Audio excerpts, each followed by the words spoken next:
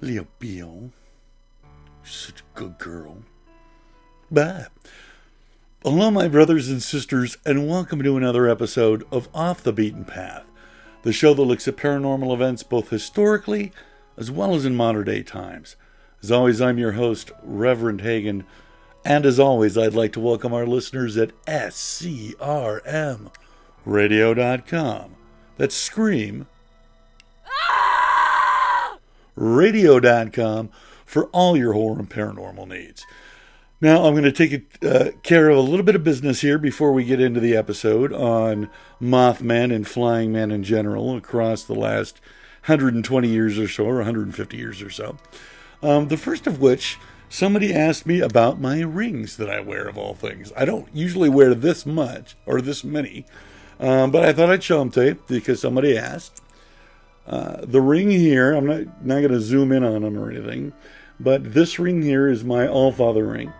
It's got Odin and his two ravens, Hugnin and Mugnin, and his two wolves that he sits with that are at the band of the ring. This ring here that I almost always wear is my Valkyrie ring.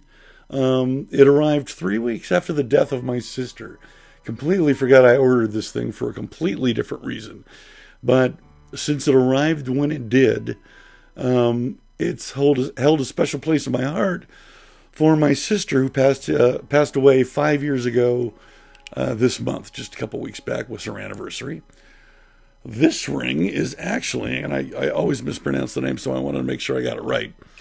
It's from the, it's the symbol of the Mayan Sun King, and his name is Kinnick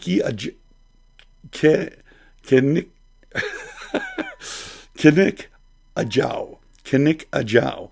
You'd think that would be easy for me to remember, but my little gray matter is not what it used to be. This ring on this hand, let me make sure everything's working properly here. This is actually kind of a badge in an esoteric group that I used to belong to. It is for the Guardian. This big skull ring with little horns in it, or the exaggerated cheekbones. I don't wear that often. It's kind of a, if I punch you, it's going to rip your face ring. And I'm not about that, so don't get any crazy ideas. And this ring is my Army ring. I'm a very proud veteran of the United States Army.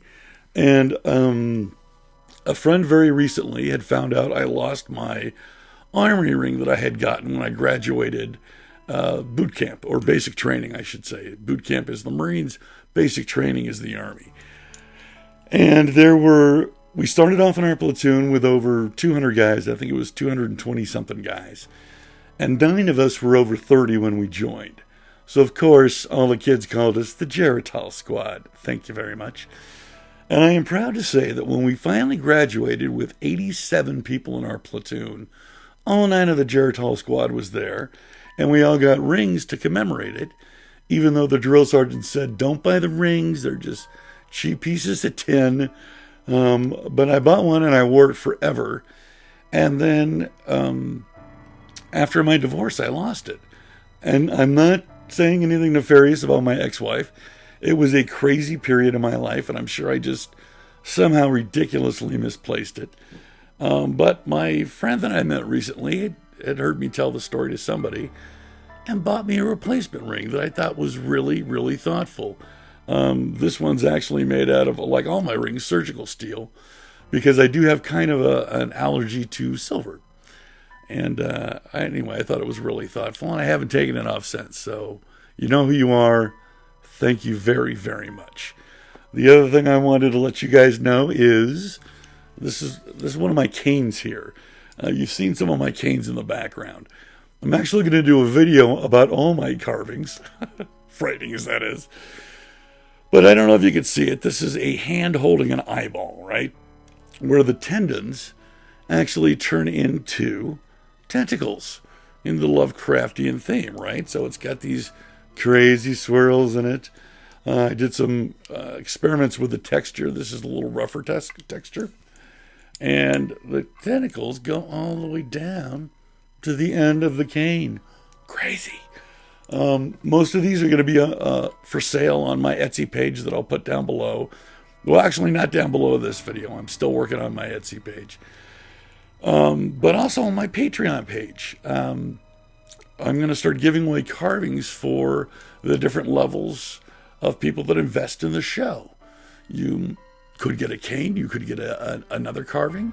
There won't be any custom carvings, but any carvings that I've done that I put on there, if you invest a certain amount, you will get a carving of that value or of equal value. My Patreon page, in case you don't know what that is, it's a chance for different patrons. You can become a patron of this channel to help improve the channel and the show. As you can see with these elaborate sets, I've spared no expense. But I'm just a poor schmo caregiver that does a YouTube show that's also a paranormal investigator. So, these are different ideas that I'm coming up with to supplement my income. And I've carved for years now.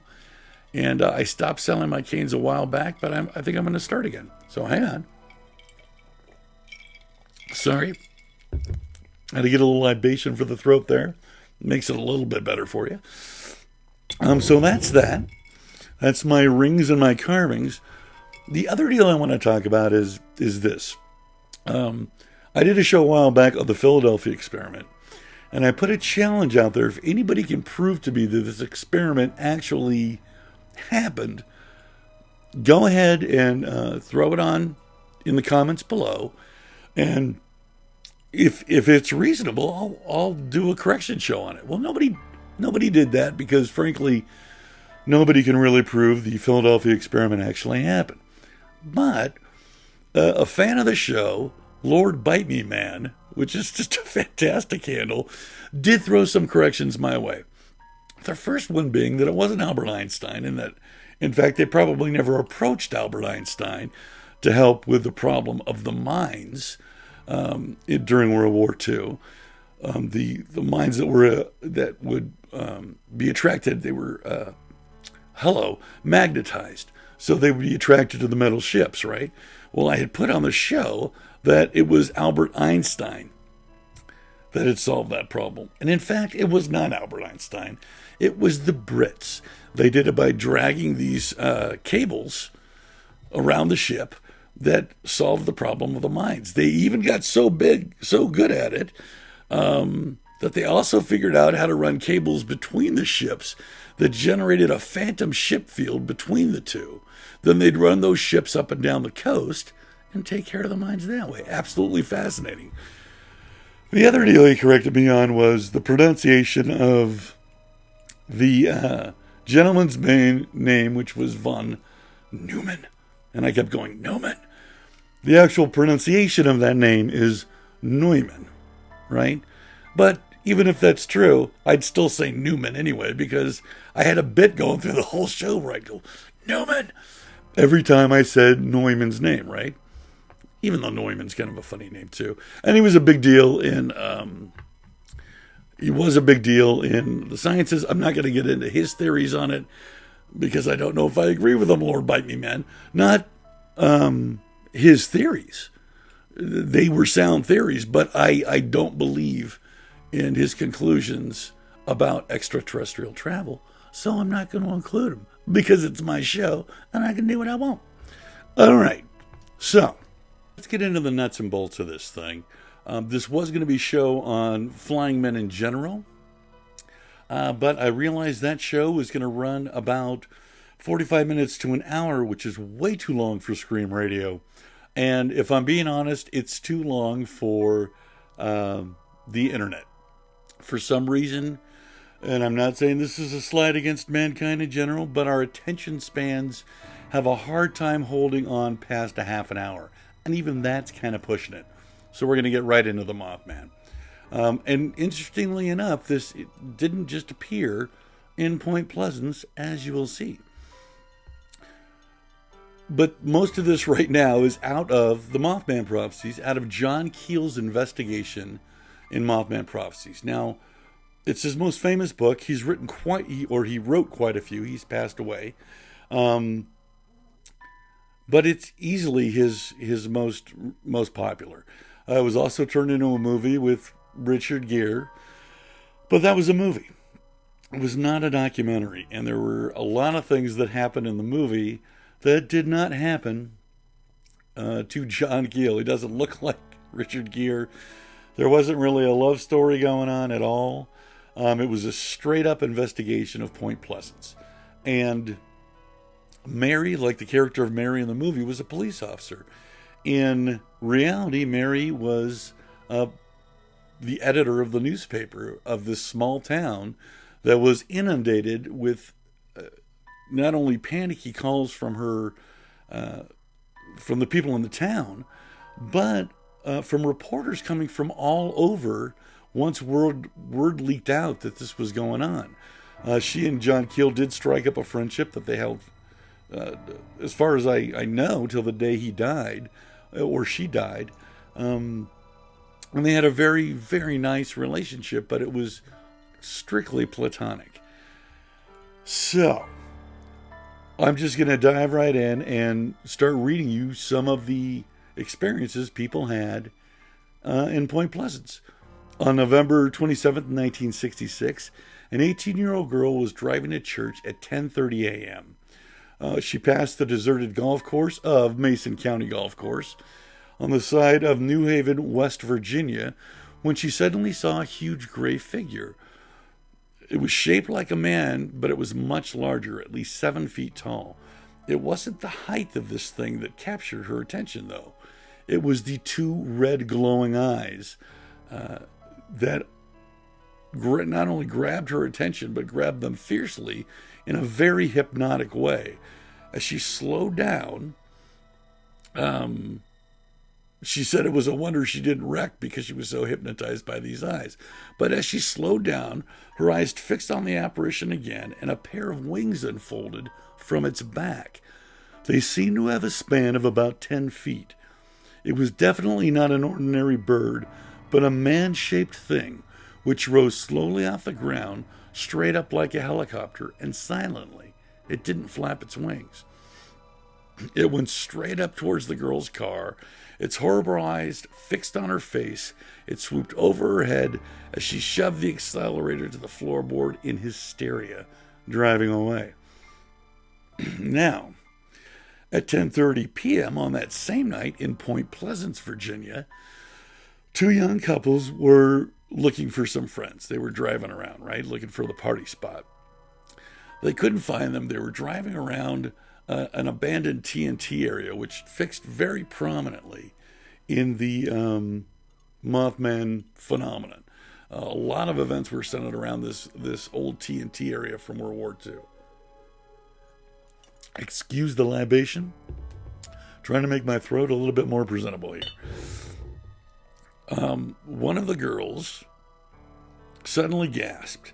In the darkness, they saw two bright red circles, which were about 2 inches in diameter and 6 inches apart. As the lights bobbed away, they saw that it was attached to a creature. It was shaped like a man, but bigger, maybe 7 feet tall, and it had big wings that folded against its back. But it was those eyes that got us, one of the girls said. They decided to get out of there. As they pulled away and went past, it unfolded its bat-like wings and took off straight up into the air. It followed the couples and kept up with them even at speeds of over 100 miles per hour, never flapping its wings. On the afternoon of November 17th, 1966, 17-year-old boy was driving the same highway not far from this woman's home, who had seen an object in the sky earlier that day. A bird suddenly drove at his car and pursued him for over a mile or so.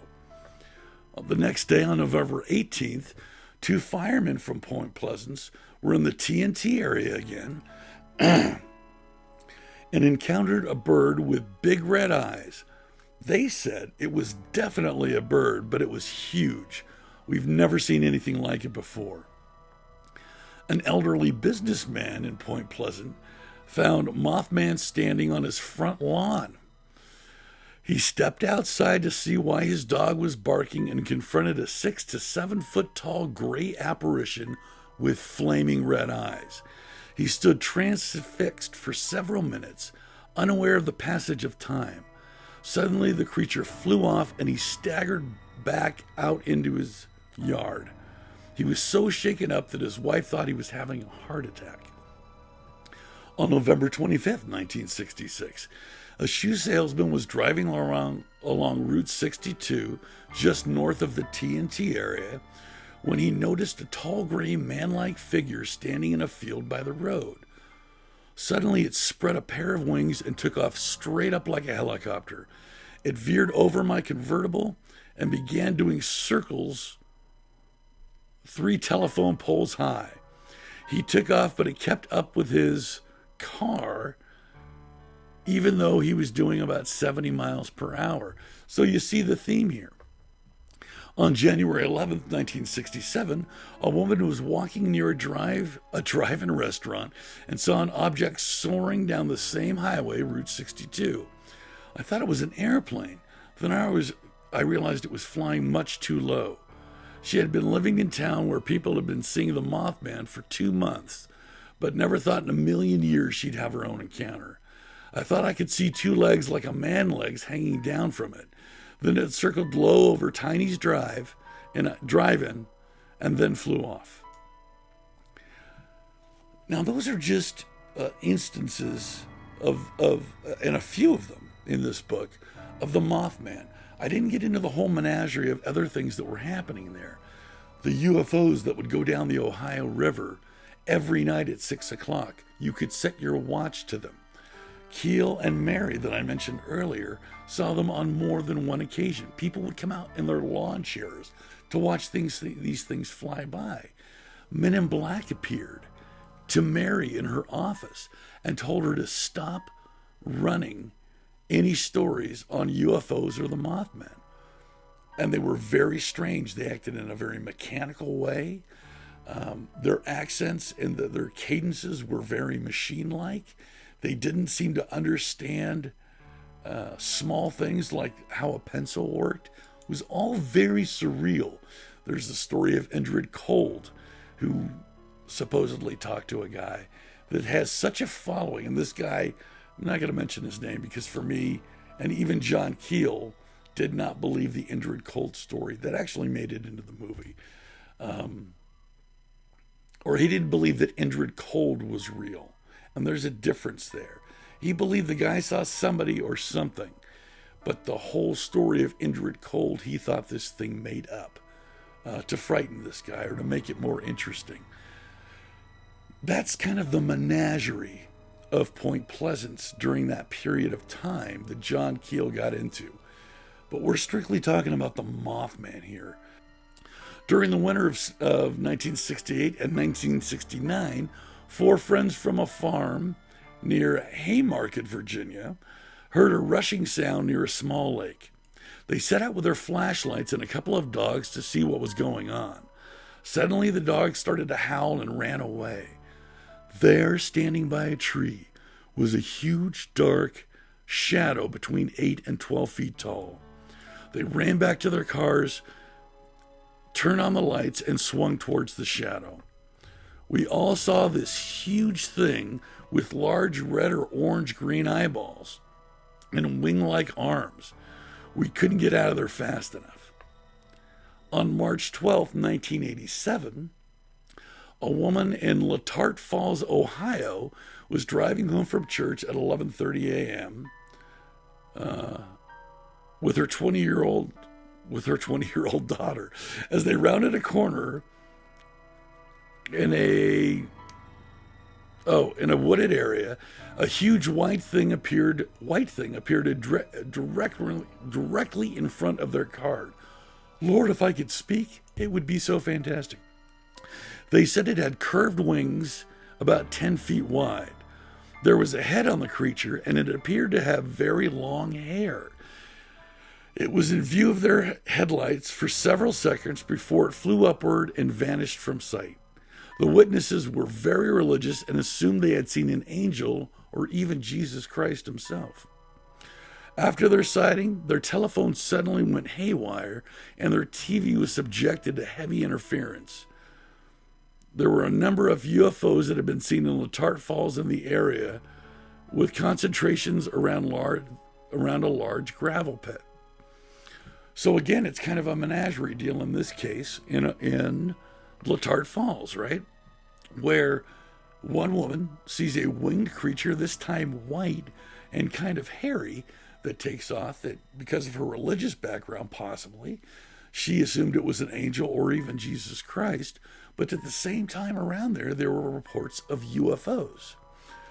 Could have been the same flying thing, or it's the menagerie effect that John Keel talks about in Mothman and a few of his other books. In other words, when people see UFOs, very often there's cryptoids associated with them, like seeing creatures, right? Bigfoot, fairies, even the Wolfman, but often alien-like creatures or Bigfoot-like creatures, oddly. Absolutely fascinating. Dr. Jacques Vallée, who was a very famous UFO guy, found a report near Nebraska, according to a letter buried in the Air Force UFO files in Dayton, Ohio. William C. Lamb was hunting near Hubbville, Nebraska, when at 5 a.m. on February 22nd, 1922, he heard a high-pitched sound and saw a large dark object passed overhead, blotting out the stars. He hid behind a tree and he said, and watched as the object landed. He said a magnificent flying creature with huge wings landed like an airplane and left tracks in the snow. It was at least 8 feet tall. It passed by the tree where Lamb was hiding, and he tried to follow its tracks, but never was able to catch up. Now, in 1990, in the early 1990s, the Mothman was spotted again, very specifically described as a 8-foot tall creature with wings that went straight out and flew straight up into the air, and the wingspan was about 10 feet. This was reported between 1990 and 1992 around the panhandle of Texas, right? And whenever they saw this thing, it just shot up in the air. I know I'm kind of condensing this now, but I want to get as many of these things in as I can before we run out of time. In 1990 in Arizona, the Mothman was once again spotted on 3 different occasions where people saw a tall being with glowing red eyes that spread its wings and shot straight up into the air. Now, this was around Sedona. And now, in Chicago, since 2011 to the present day, there have been a wave of sightings of the Mothman in Chicago, Illinois, of all places. There have been over 120 sightings from 2011 to present day. And I mean like in the last few weeks. Just to give you a little bit of rundown on this, in Little Creek Comet River in Chicago, they saw the Mothman. In Comet Park, there are over 20 sightings. Comet Park in Chicago. In downtown Chicago, he was spotted flying and going into alleys. In Cicero, Illinois, on Montrose Beach in Chicago, Lincoln Park in Chicago, the Navy Pier in Chicago. Right now, and for an incredibly long extended time, I mean, that's 9 years people have been seeing the Mothman in Chicago. Chicago is another hotbed for UFOs and paranormal activity. Now, with Chicago, a lot of people have a theory that since it's such a hub, like New York, and there are tons of UFO sightings in New York and ghost stories in New York, and even, believe it or not, cryptoid stories in New York City. A lot of people think that's because it's a crossroads of sorts, right? It's a crossroads for many people traveling all over the world, both in Chicago and in New York. San Francisco is another city that has an extensive haunted history, as well as numerous UFO sightings. But if we focus again, Reverend Hagen, hello, focus. The Mothman phenomenon was not limited to Point Pleasant. Texas has seen it, Arizona has seen it, and now Chicago. What's amazing about Chicago is the length of time. Usually these waves come in about a 2-year period, like in the 90s. 90 to 92 is when it was seen in Texas and Arizona. If I'm being honest, the first time I heard about the Mothman, I thought that is the silliest thing I've ever heard. A Mothman. Because I pictured a guy with moth wings, and big red eyes flying around, but like insect eyes, right? Which is just not the case, but it's even more bizarre than that. What a strange phenomenon to keep repeating. And how do you explain it? We can say mass hysteria, but in my opinion, you can't say it's a hallucination. Because if it's a hallucination if one person sees it, but like in the case of the two couples, there's 4 people that are seeing the same thing. That's not a hallucination. A hallucination appears in one person's mind. Group hallucinations just don't happen. I'm not even comfortable with group hysteria. That a hysterical point can be reached where everybody sees the same thing. I can understand one story building on another story building on another story.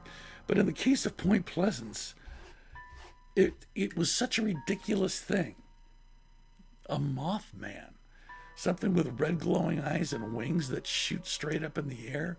Who is going to want to be associated with that story? A lot of these people, only one guy tried to make a living off of it. That was the guy that saw Indrid Cold, who wrote a book about it, whose wife and sons continued to kind of milk that, in my opinion. All good people. Don't get me wrong. They were just trying to make a living. But they believed that they wrote that Indrid Cold had contacted them over the years, and they found out where he was living, okay? And that he was in contact with them. That seems, I know that I'll buy Mothman, but that seems a little far-fetched. One of the reasons that it seems a little far-fetched to me is that the guy, and again, I'm not going to mention his name, because for one thing, I don't want to humiliate the family in any way. But it really did seem like he found a way to cash in on John Field, kind of piggyback on John Keel's investigation and kind of run with it from there. That's just my opinion. So that's the Mothman phenomenon that, again, is still going on today in Chicago. I don't see any rational explanation for this, personally. I've never heard anybody say, a skeptic say, it was obviously this. There were predictions made, of course, just like in the movie, that from Indrid, the thing that was posing as Indrid Cold, that ended up in the collapse of the bridge in Point Pleasant and killed over 40 people. It was very sad. So there was a lot more stock put into that phenomenon than anything else. But again, it wasn't just the Mothman. It was the menagerie phenomenon that happened that is not associated with the Mothman presence, at least as far as I know, in Chicago. But there's nobody like John Keel around right now that goes to these places and investigates, which is actually one of the things that I wanted to do with this show. It's kind of what my plea for the Patreon, my Patreon page is about, to be able to go to these places and do investigations. I've been investigating the paranormal for over 30 years. I just can't afford to go out. That's why I ask for sponsorship. So if you can, throw into the Patreon page. If you can't, totally get it. Times are hard. The world's encased in madness right now. What are you going to do? I really hope you enjoy the show. I've got a show coming up on Mount Shasta next week that I really hope you're going to enjoy. I've got some other shows about some really cool stuff that's happening in South America and in America about whether or not an ancient civilization was actually in the Americas, which I just find absolutely fascinating. So be sure to tune in for those 2 shows. As always, I'd like to thank our listeners and welcome if you're just catching the end of the show at SCRMradio.com. That's Scream. Radio.com for all your horror and paranormal needs. Please like, comment, and subscribe. And as always, my brothers and sisters, stay safe during this madness. Stay healthy. And you keep those heads up. Have a fantastic day.